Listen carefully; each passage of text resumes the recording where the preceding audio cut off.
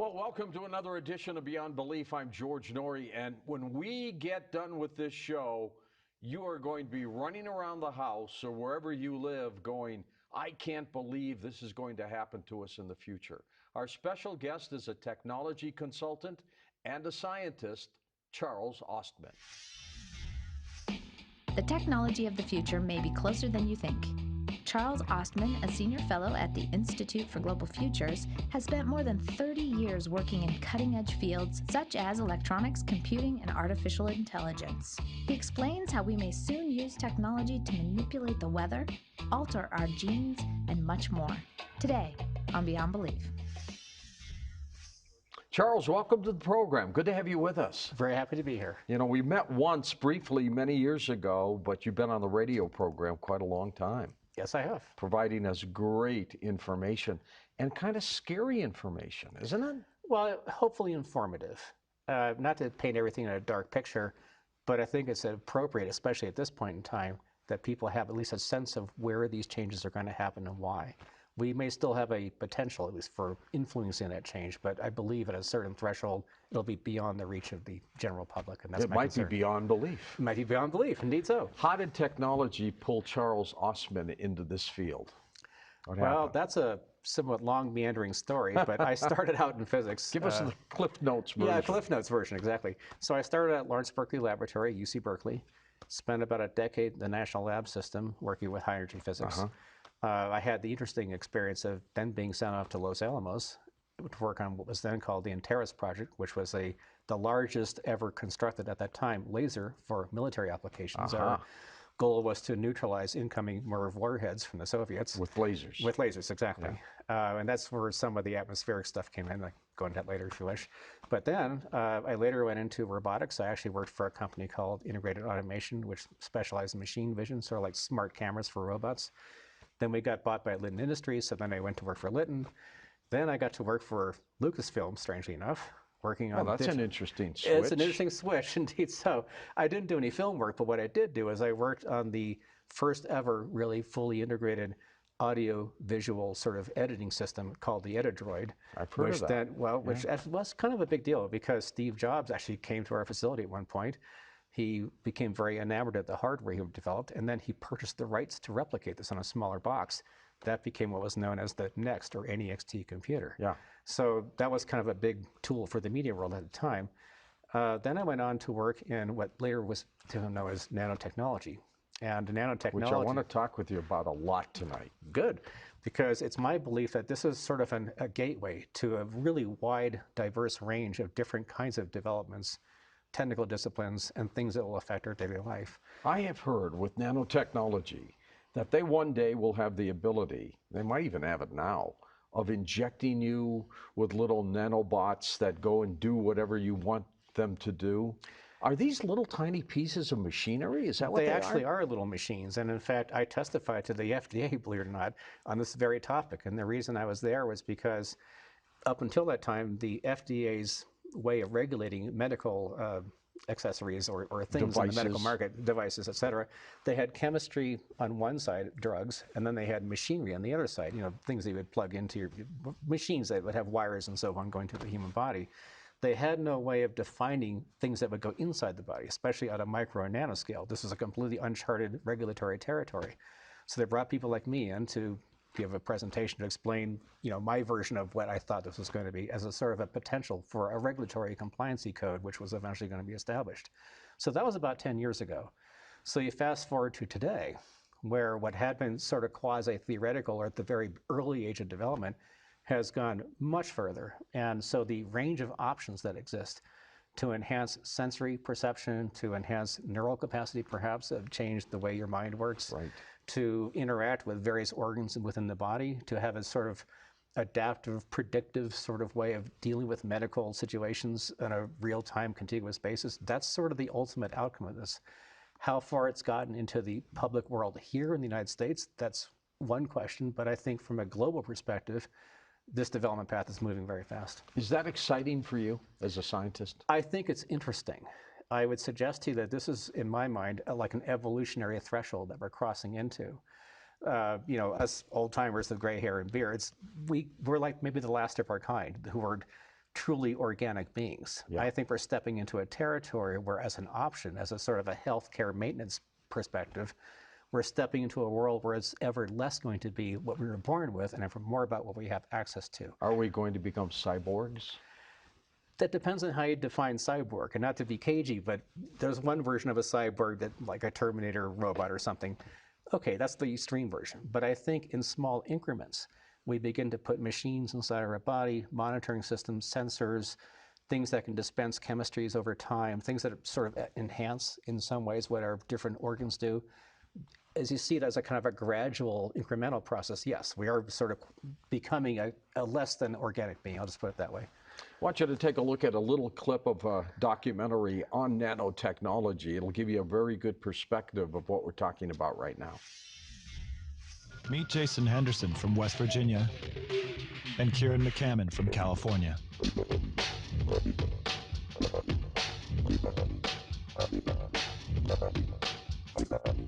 Good afternoon. So these arms are what? I mean, how do these arms work?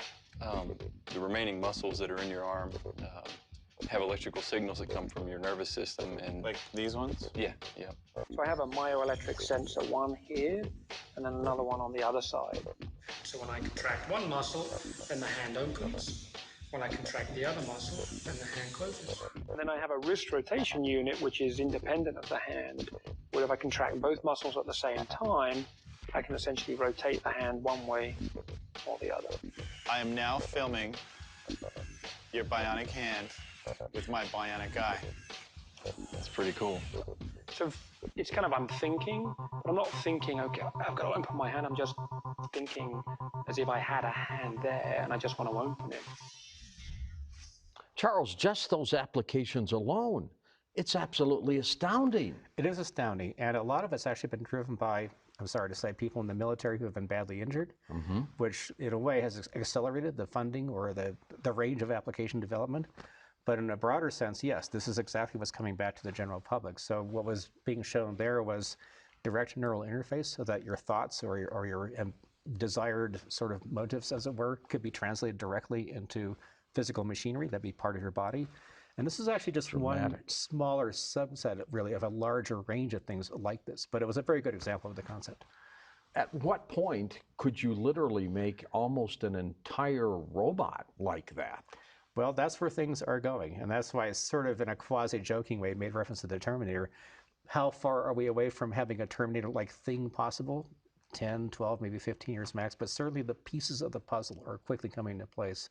And circling back to nanotechnology, the reason that becomes relevant is because now you have access to making specialized materials, which are much stronger, lighter, much higher density energy available in terms of batteries and that sort of thing, power management, much smarter computing mechanisms that can be compacted into a portable system.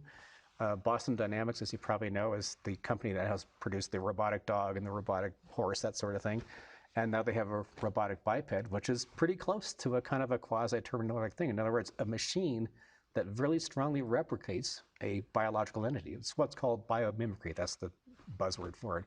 But we're sort of there now. And how far this goes into the general population, it's really only a matter of time. It's not if, it's just a matter of when and in what increments. When we were kids, there was a movie that Raquel Welch was in where they were in this little submarine and they shrunk it down and they injected it into a human because he had a stroke or something, and they needed to do it. It was called Fantastic Voyage. That's right. I thought that was amazing technology, amazing science fiction when I was a kid. We are pretty darn close to that right now, aren't we? We're pretty darn close. Maybe not shrinking people into a submarine per se, but as a vision of the concept of smart things that can go inside the body and interact. Well, the nanotechnology is the submarine now. Exactly right. That's exactly where things are going. And that's why I made mention of the FDA event that I was integrating with earlier, because people even then were trying to figure out, how do we describe this as a medical application? How do we regulate this? In what context, if you go to your healthcare provider, do you say, I want to have access to these things to make my body or my mind function better?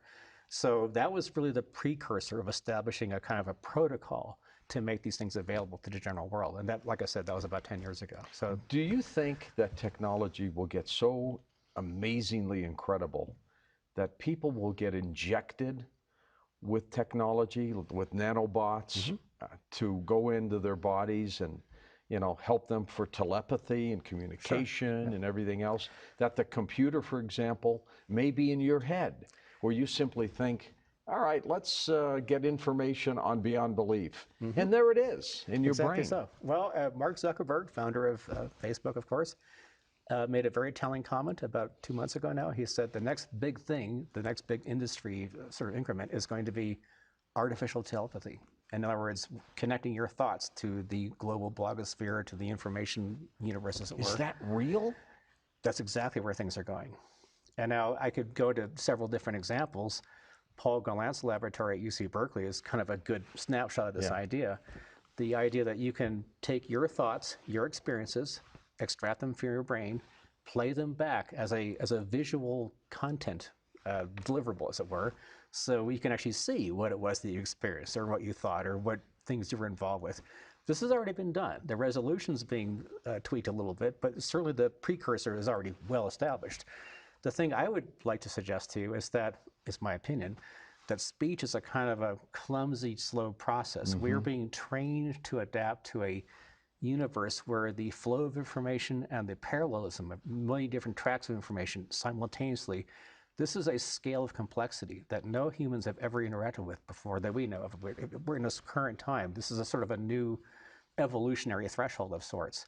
So is this the time where an idea that would have been science fiction 20 or 30 years ago, but maybe didn't have a realistic application for it, now it's becoming almost a necessity? So I would suggest the next 10 to 20 years, some form of neuro enhancement and direct neural interface that allows us to use our thoughts to communicate directly to an outside world realm is going to be required, not as an option, but for those that wish to be a step ahead, to be more functional in the workplace, or to be more entrepreneurial, or to have whatever abilities are required to sort of make more of your life, as it were.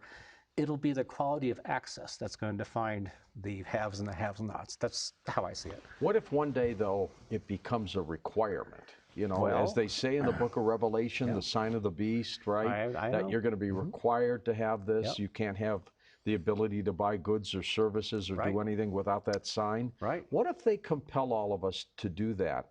And then they have built in, Charles, this mechanism to control you at a touch of a button. I know exactly where you're going, and I tend to agree with you. I'm not gleefully saying this is a wonderful thing. I'm just saying it's what is. And maybe it's at this point that if there is an interest in sort of interacting with this process before it becomes mandatory, which I think is possible, this might be a good time for people to look at this. I mean, we've carefully. seen protests all around the country over a number of things, police shootings, whatever. Terrible things. What if they have that technology where everybody's been injected since they were a baby, and they say, I'm shutting these protesters down right now. And you hit a button, and they're all like locked up, frozen. Is that conceivable? That is conceivable. Now, how far it would get is less of a technology question than it is a sort of a social policy or perhaps political question. And that's maybe why we're having this discussion now. I think it's inevitable that the tools that would make that possible are well within range. Give it a decade, maybe 2 decades max, but we can certainly see a timeline where this critical marker points along this process become available. To what extent it might be applied here could be questioned, but I think in other parts of the world, in other governments, in other cultural norms, as it were, this might become more deployed. In other words, using the United States-centric way of looking at things may be a bit misleading, but I can certainly see other parts of the world becoming much more adaptive to this idea, like it or not. Some pieces of the puzzle are sort of coming together as we speak. So if I want to send Charles Ostman a text, I no longer have to use my smartphone. I just think about it and I send it to you. Correct. That is exactly where things are aimed at. What if I overburden you and I keep sending texts? Do I drive you nuts? Do you have the capability of shutting me off? Neurospam. There's even a term for it. So they're ready for that. Yeah, well, indeed so. In fact, at the NIBIC, I've been to several of these so-called NIBIC conferences. This is the, the Nano Info Biocognitive Integration Conference. This was actually a United States government. Who comes up with these names? Well, these actually are some of the top scientists in the world, and this actually was headed by Mihail Rocco, who was the head of the National Nanotechnology Initiative, which was a federally funded project to sort of bring together the best of the best in these different science domains to say, okay, everybody come together, figure out how these things are blending into sort of a operational ecology of sorts, and then develop policies. And this, again, goes back about 10, 12 years. So at the most recent one I was at, which was at UCLA, a woman from UC Berkeley, once again, my alma mater, gave the presentation based around the idea of what she called neurological sovereignty. That is, how do you protect what should be your internal sense of being? Exactly. Your privacy, whatever. Your privacy, just how you identify as a human being. And in fact, I'm working on a friend of mine's TED Talk presentation where a couple, 3 weeks from now, this is exactly the topic. In other words, where are we surrendering our personal identity into this sort of ubiquitous cloud out there, this presence that's no longer confined by this? So I thought it was kind of fascinating that 10 years ago, this woman would come up with this idea of neurological sovereignty. And now today we have Mark Zuckerberg and many others behind them saying, well, actually, we're going to convert this into a ubiquitous interactive domain. Remember now, it's Mark Zuckerberg who came up with the concept of you are the product. So if your thoughts and your desires and your interests become the product, you can see where this might have a somewhat darkish side to it. And what if they want to beam messages to us, or advertisements, or anything? Exactly. Would they have that capability? The idea of neurospan once again. So as a sort of a stopgap measure along this path, there's what's called augmented reality. Augmented reality means you can wear a headset like a Google Glass type of thing, and you walk down the street or you drive your car, et cetera, and you see these things presented to you in real time. How can you drive your car and see that at the same time, Well, right? actually, this is being developed. I know it sounds a little bizarre, but imagine we're sitting here having a conversation, and meanwhile, some sort of email message comes up, or something I was thinking about suddenly pops into the view as I'm talking to you. This is exactly, they call it push media content. So the whole idea of being able to translate push media content into a wearable thing that is part of your daily life, kind of like the next generation of smartphone, as it were, this is already being put out there as a kind of experimental concept. This is kind of the clumsy, almost Rube Goldbergish sort of first layer of what you're talking about, where 10 years from now, forget wearing the special glasses, that sort of thing, it'll just be happening directly inside your head. To what extent will the general population actually accept this as an idea?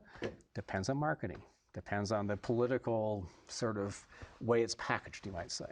We talked a little bit earlier about the Terminator. Yeah. Let's look at one of those clips. Why him? In a few months, he creates a revolutionary type of microprocessor. Go on. Then what? In 3 years, Cyberdyne will become the largest supplier of military computer systems. All stealth bombers are upgraded with Cyberdyne computers, becoming fully unmanned. Afterwards, they fly with a perfect operational record. The Skynet funding bill is passed. The system goes online on August 4th, 1997. Human decisions are removed from strategic defense. Skynet begins to learn at a geometric rate. It becomes self-aware at 2:14 a.m. Eastern Time, August 29th. In a panic, they try to pull the plug. Skynet fights back. Yes, it launches its missiles against the targets in Russia. Why attack Russia? Aren't they our friends now? Because Skynet knows that the Russian counterattack will eliminate its enemies over here. Jesus. So what was Arnold talking about in that movie? The concept of awareness, and forgive the buzzword, but there's a term out there called synthetic sentience. That is when a system becomes aware of itself and will independently determine what it thinks its best response might be to a series of perceived challenges or just events that it's processing. And this is very, very much on the front burner. I can tell you from direct personal experience, this is exactly where things are going. So artificial intelligence makes up its own mind. Correct. And there's a process called evolutionary computing. I was actually on the board of a company called Evolutionary Networks. That's what our job was to create self-correcting, self-healing networks in the world of what are called biological computing platforms, things that behave biologically. It's no longer writing lines of code or sort of mechanically telling the thing what to do at step X. It's more like you create an environmental sort of realm that the system lives inside of. and it processes constantly thousands, if not millions of threads of information and sort of reconstructs its own anticipatory analysis of where it thinks the next thing of interest it should be. So I gave a talk at Lockheed in 2006 on the biological metaphors in computing sort of event they were having there. The person who preceded me was from Motorola, the guy who invented the term digital DNA, kind of a famous guy. And then the whole collection of people for 3 days, this was the whole concept. That was 10 years ago. I can assure you, things have moved much further than what they were then. So in the sort of worst case scenario, could there be a event? Like, for instance, you've talked a lot about the power grids going down, which, by the way, I very strongly support, and thank you for bringing this up. It's an extremely important topic, and I think it's something critical, and I think it's astonishing that we haven't done almost like a Manhattan-scale project to correct this. It's amazing to me. But imagine an event now where power grid goes down, networks go down, people's ATMs don't work, their cell phones don't work. Nothing works. Nothing works. People start to panic. You're going to have chaos in the streets. If a Skynet-like something were sort of in the background saying, okay, we're now at DEFCON status, whatever it's going to be, we better take over and forget the general population's sort of interest at the moment. We need to take the larger view of things. You know, what do we do?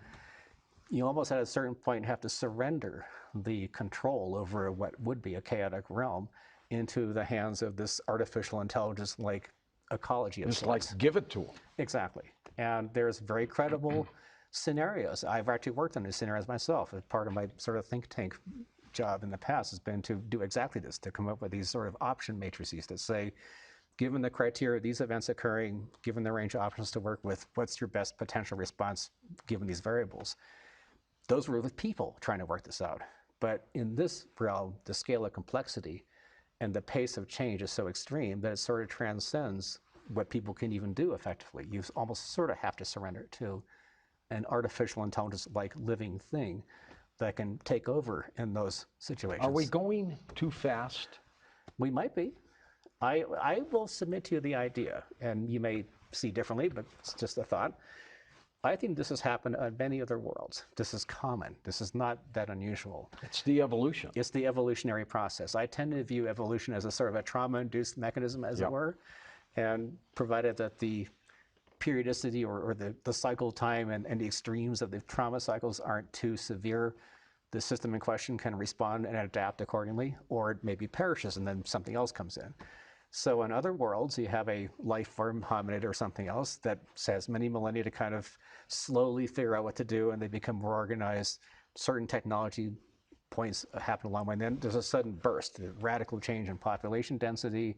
Many technologies synergistically interact with each other, nanotechnology being a good example, where all of a sudden the life form in question within a handful of decades has this capacity to change the planet, change itself, go through all these radical sort of disruptive, if you will, technology moments.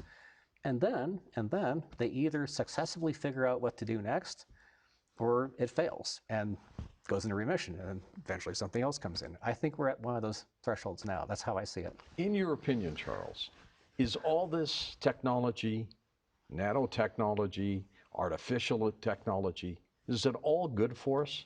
Are you glad we're going this way? I'm not saying I'm glad. I'm just saying it's inevitable. It's the natural, organic way of things. I know that sounds a bit odd, but people will often argue about the tools. They're so dangerous and they're so, evil and conflicting with organic ways of being. No, wrong answer.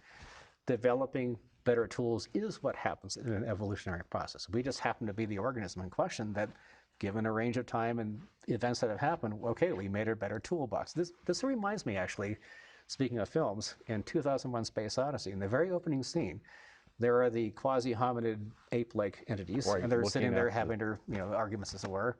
Then one of them comes up and touches the obelisk. Yeah. All of a sudden, presto, bing, something happens. The first thing he does, picks up a bone and bangs in the head of his neighbor as they're fighting for a pond of water. Then he throws the bone up in the air and spins around, and all of a sudden you have the orbiting spacecraft. Well, that was an evolutionary tools. That's what we have now. We're at the point where the bone's spinning around, suddenly there's a spacecraft. At a certain point, you have to step back and say, okay, are they going to make it past this next evolutionary challenge or not? I would submit to you that if life is common, I think it is intelligent life common? I think it is. I think we're just a dot on a giant map. We're like a grain of sand in the sort of cosmic ocean, as it were. Sure. I would guess the majority of worlds have probably gone through multiple stages like this, where they get to a certain threshold, then there's chaos, and something terrible happens, a war or a biological event or something. Everything goes in remission, chaos, and then something eventually comes up out of the noise floor and a new thing appears. We may not be that unique. I think we're more way in the middle, like the average, as it were. I don't take a human-centric way of looking at the universe. I see us more as just a momentary blip in a sort of larger cosmology of things. But what is interesting is we are at that point now. More than any other point in time that we know of, at least here, we are at that very critical mass threshold where we're going to determine how we proceed forward or stay in remission. Will this technology, Charles, get us closer to that answer of who are we, what is God, how do we get here? Yes. I think we have the potential of applying it that way. And sadly, and I say this very, very gently, even today, given all the range of different belief systems, religious orientations, cultural orientations, etc., we are far, in my opinion, far from having this spiritual maturity, to use a better choice of words, to match the rate of technological change. I see it like two lines in a graph. The technological change is a vertical line like this, and the spiritual maturity index is somewhere down here. In my opinion, if we're going to have a chance, at least, of getting past this next point, you want to see those two lines coming closer together. I don't know how close we can get those lines together. That's, to me, that's a gray zone. I don't know what the answer is. Soldiers, will they all be robots one day? I think it's inevitable. I think, well, at this very moment, speaking of artificial intelligence, this was sort of the latest news blip. The area where AI really is sort of being put into fast lane, as it were, is in flying machinery. The whole idea that fighter pilots are being pushed to ever more challenging conditions. When they fly the plane, they go into multiple Gs, they have to respond very quickly to multiple threats, that kind of thing. It's already far beyond human capacity. The machinery outpaces the human pilots, as it were. So just a couple of weeks ago, there was essentially a virtual dogfight where it was the AI versus the human pilot, and the AI won. Now, this was what was published, but I can tell you from behind-the-scenes knowledge that this has been going for a long time. And pilots that I know personally, they tell me, oh yeah, it's just a matter of years before there won't be any pilots. It'll all be machinery flying around. Well, I remember as a younger person, the big thing was chess masters playing the big IBM computer. Right. And who would win? Right. To me, that was the beginning of artificial intelligence. And then it just got better and better and better. Well, more robust, more biological in nature, more evolutionary, if I may. And in fact, there's several products out there now which kind of like the front end of this. There's something called ROSS, R-O-S-S, and this is the first time ever it's sort of publicly available.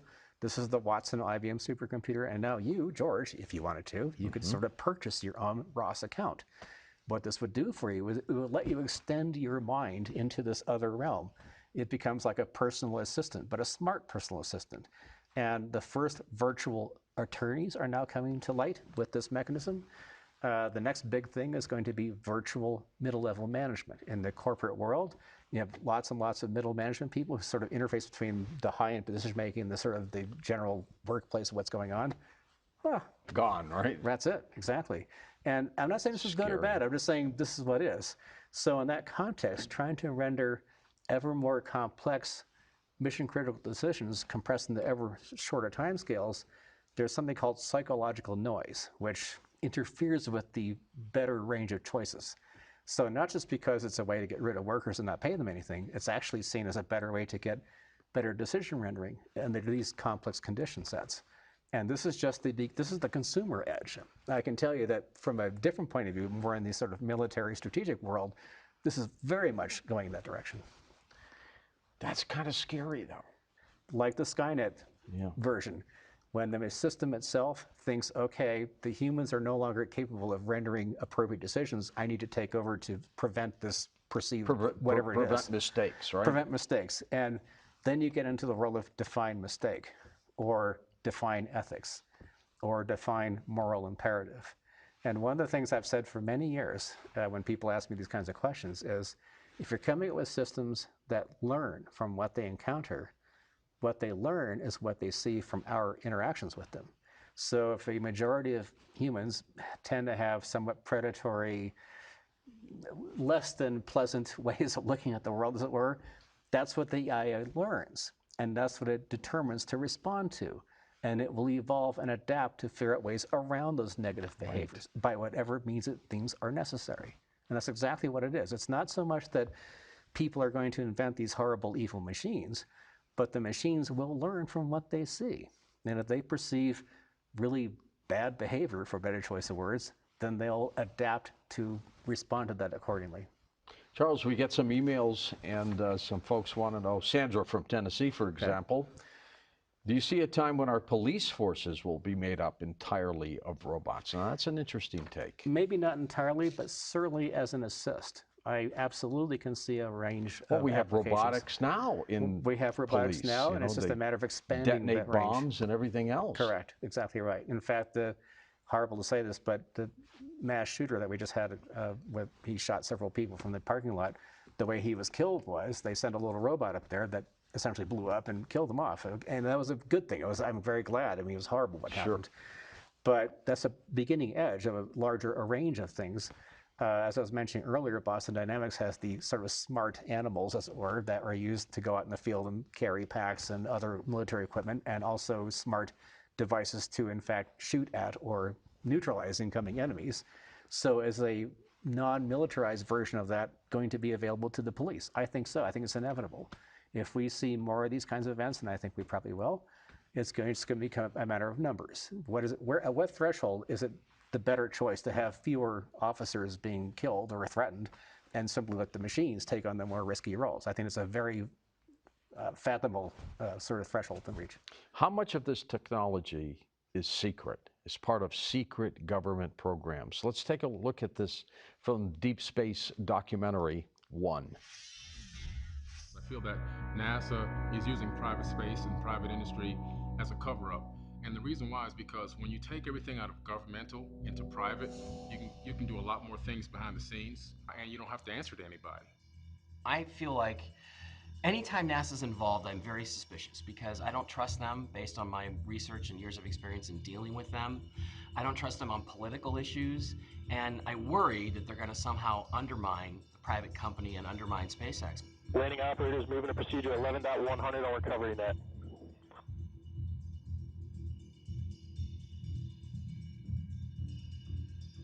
You think of it this way, the United States a couple of years ago made some public statement that, well, we're eliminating the manned component of our space program.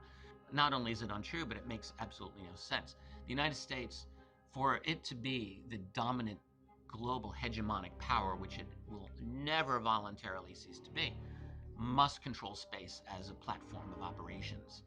This means having classified space programs at our military base is an absolute priority. Charles, that's our friend Richard Dolan, of course, talking about a secret, shadowy government program. That's going on. There's no doubt about that. Absolutely. Is it necessary? I think it is necessary. Yeah. But the reason you may or may not agree with, but it's just how I see it. As I was saying earlier, we're stepping into an era where the complexity and pace of change is so extreme that even for people who are very educated and very adept at learning new things, this is going beyond, way beyond the capacity for the average population to really process in real time and actually understand what we're dealing with. So in a certain way of looking at things, it may actually be appropriate to have a realm of development which simply does not have to be confined by public acceptance. And I know that sounds strange. I understand where that sounds kind of dark, but I understand this. And I'm not saying it's a good thing or a bad thing, it's just how it is.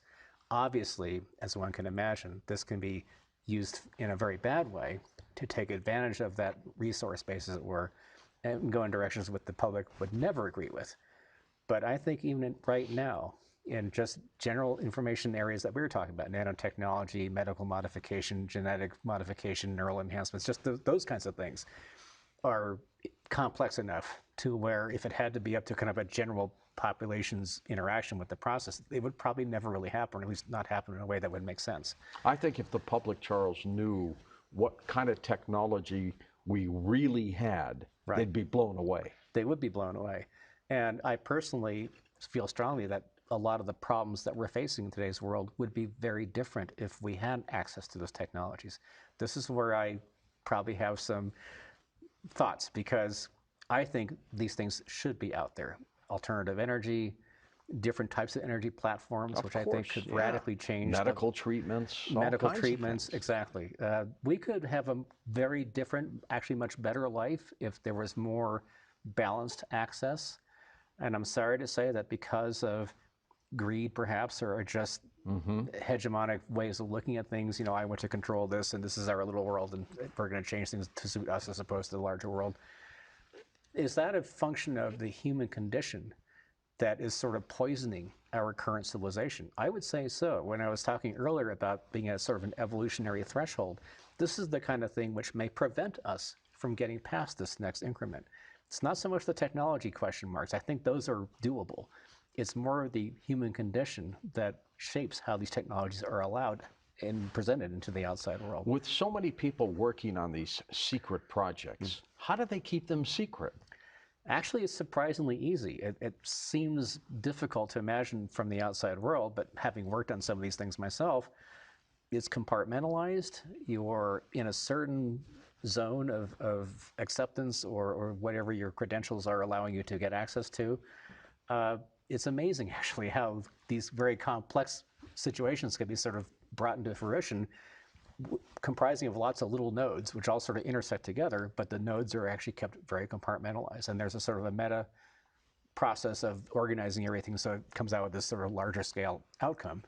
But this has been going on for decades. It's a very well-defined process.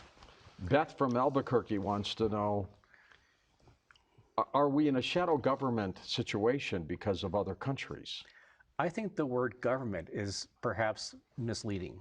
I would look at more like transnational entities that are not really defined by sovereignty in a traditional sense, that are more defined by sort of quasi. They've got their own thing going. They have their own thing, and it's really industry leaders, people that come from certain families that have had traditional, for many decades, even centuries, sort of authoritative influence on the world's economies, that kind of thing, mixed together with entities from various governments that sort of filter into this mechanism. The governments, in my mind, are more like a surface veneer. They're like the top of a thin layer of ice, or like an iceberg, whereas the real iceberg is down below the surface of the water. And as I see it, these sorts of government entities, it would be wrong to sort of say, well, it's the U.S. government versus some other entity. China, Russia. Right, exactly. It's really oligarchs and key players that behind the scenes actually interact to suit their own agendas, whatever those might be. Charles, I want to talk with you for a little bit about weather manipulation and what's going on there. Are you convinced that governments are manipulating the weather? Not only governments, but private entities.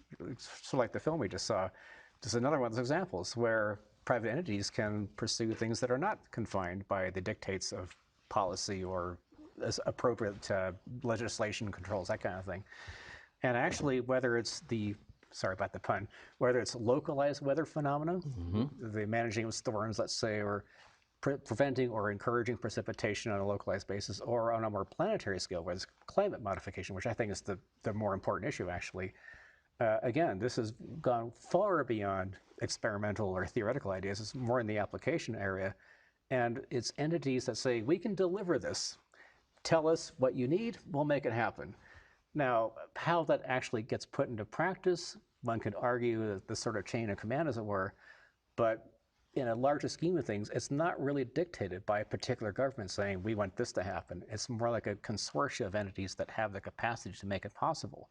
And they have clients, and the clients pay for those capacities. Do they manipulate the weather because of warfare? I mean, do they try to create droughts in countries to squeeze them? There is a concept of what's called, and forgive the buzzword, asymmetrical warfare, which means, as opposed to a traditional war where you have tanks and ships and boots in the ground, as a declared war, and here's one enemy versus the other enemy, and they go at it for a couple of years, and then something happens at the end. This is a very different kind of realm, where it's more to do with economic warfare and geopolitical strategy, where over time, over a length of years or even decades, one can shift the epicenters of power from one realm to the next because they can do things like inflict climate change upon a given region, or they can inflict some kind of collateral damage on a large scale that over time will change their economic status in this sort of global configuration. And that's exactly, at least that's one of the areas where this really is taking place. In this program, we've talked about nanotechnology. Sure. We've talked about artificial intelligence. We've talked about a secret government program. When you look at the entire package, would you say all of this is beneficial to the human race in the long run? I would say it could be, depends on how it's managed, or at least how it's interactively conveyed from one step to the next. In the current scheme of things, if I were rolling the dice, 50-50 one way or the other, it's a little darkish looking. But I try to be an optimist. But as I said earlier, I think it's part of an evolutionary test. And we're about to be tested in a way we've never been tested before on a planetary scale. That is, are we going to become the victim of the tools we've invented, or can we benefit from those tools to progress to a different way of being? And I would sort of circle back once again to this idea of a sort of a spiritual maturity index matching our technology development trends, or the rate of those changes. And I'm not sure we're there yet. I think it's possible, but it's certainly a rolling of the dice. I don't think it's possible to predict one way or the other exactly how it's going to go. Well, we've seen the incredible applications just in some of the videos and some of the things we've talked about today.